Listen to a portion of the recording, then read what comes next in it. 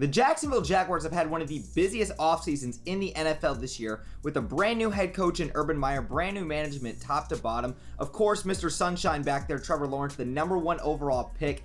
And the Jacksonville Jaguars this year are going to be looking to have a huge turnaround in the AFC South and possibly push for a divisional crown in this year's NFL season.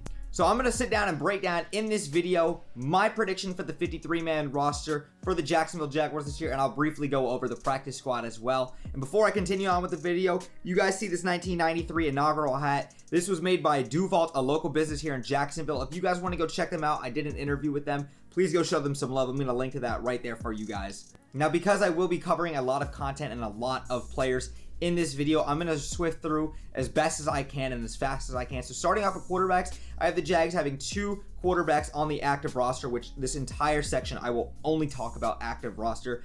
Obviously, Trevor Lawrence being QB #1 and CJ Beathard. I just believe that by the time the 53-man roster happens, Gardner Minshew will be playing on another team. We'll have to see how that works out. I could be wrong there, but I don't believe Gardner Minshew will be on the roster. I believe he will be traded.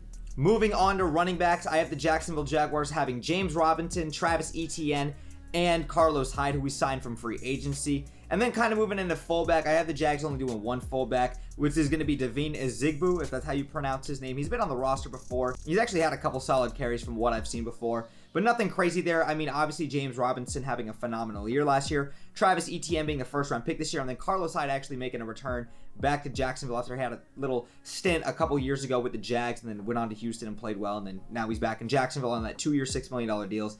That's where I got the Jacksonville Jaguars doing in their backfield. Now, tight end is where it's going to get a little bit tricky for the Jacksonville Jaguars, and I may surprise some of y'all with this. So I got the Jags keeping 4 tight ends this year, and I'll really have the 4th guy kind of as like a fullback / tight end, but you know, we'll get into that. So I got the Jags getting Chris Manhertz, James O'Shaughnessy, Luke Farrell, and Tim Tebow, which Tim Tebow I will kind of have as the fullback, as in tight end kind of positional need. Now look, I actually didn't think Tim Tebow would make the roster, but you know, I really think Tim Tebow was going to make the roster now. When it first broke the news that Tim Tebow was coming into the Jags, like, oh, you know, this is just for attention, this is just for sales, you know, whatever.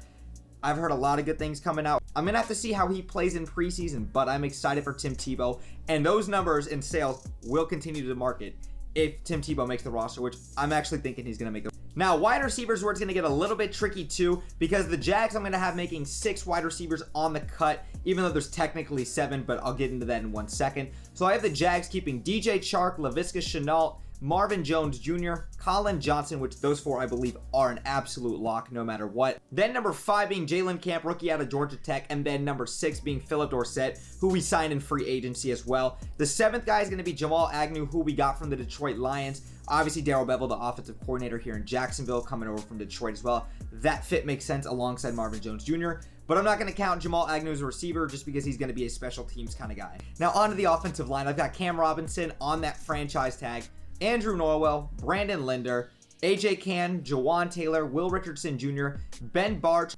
Walker Little, and Tyler Shatley, who we got back on that 1-year deal. Tyler Shatley has proven that if we have guys on the interior going down, and especially Brandon Linder, Tyler Shatley has been a very serviceable guy. Ben Barch, who we got a couple years ago in the draft, he's shown some flashes here and there. And then Will Richardson Jr., obviously, you know, being a veteran in the league as well. And then Walker Little. If Cam Robinson gets hurt, Walker Little will be the future left tackle for the Jacksonville Jaguars. This may or may not be Cam Robinson's last year. We'll see how that plays out. Now I'm going to transition to the defensive side of the ball, and the Jags this year with Joe Cullen, defensive coordinator, coming over from the Baltimore Ravens, are going to be switching to a 3-4 defense, which is tremendously going to help so many of our players who fit that scheme much, much better. Obviously, having 3 defensive linemen and then 4 linebackers lined up as well. You can run so many more different coverages and scheme fits, especially with the guys that we have. So let me get into that. I'm going to have 6 defensive linemen specifically. Now, the 6 defensive linemen I'm going to have are going to be DeJuan Smoot, Jaheed Ward, who we actually got from the Baltimore Ravens, so he'll be playing with Joe Cullen yet again, Roy Robertson Harris, Malcolm Brown, Devon Hamilton, and Jay Tufele. I think Roy Robertson Harris and Malcolm Brown are going to come in and make an immediate impact on this team, but I'm really excited to see what Devon Hamilton does this year. Even though Devon Hamilton did have a little bit of the injury bug last year, Devon Hamilton showed a lot of promise, and I'm excited to see what Devon Hamilton can do this year. He may just tear it up. And now that the Jags, like I said, will be switching to a 3-4, I'm going to transition into the linebackers, who I'll have the Jags keeping 8 linebackers on the active roster. Starting from the top, I've got Josh Allen, Kayvon Chaisson, Miles Jack, Joe Schobert, Leon Jacobs, Quincy Williams, Dylan Moses, and Shaq Quarterman. If you guys don't know who Dylan Moses is, UCF Jaguar did a phenomenal breakdown on him. I'm going to link to that right there for you guys to go see. He's an undrafted free agent, one of the best linebackers in the country coming out of Alabama, but injuries plagued him throughout college. I believe that he will make the active roster, especially because the Jags will be very deep when it comes to the linebacker core, which may be our best positional group on the team. Now let's transition into the defensive backs. I've got CJ Henderson, Shaquille Griffin, obviously coming over from the Seattle Seahawks, Tyson Campbell, Sidney Jones, Trey Herndon, Andre Sisco, Rayshawn Jenkins, Josh Jones, and I also have Rudy Ford as well coming over from the Philadelphia Eagles on the active roster as well, but I'm going to consider him a special teams guy, so I'm not going to consider him in the defensive back group. Andre Sisco, another guy that injuries plagued him throughout college, but this guy can be an absolute monster. We saw the numbers that this guy could put up in the ACC up at Syracuse, and this guy, if he didn't tear his ACL, he would have been a much higher pick than a second-round pick, like the Jags got him, or maybe he was a third. No, he was a third-round pick, 65 overall, if I'm not mistaken. Andre Sisco, I'm super excited for. And CJ Henderson, heading into year 2, only playing in 8 games last year, I think is going to be phenomenal this year. Jalen Ramsey broke out his second year with the Jacksonville Jaguars. CJ Henderson is going to break out with the Jacksonville Jaguars in year 2. I'm not saying he's going to be as good as Jalen Ramsey, but watch out for CJ Henderson.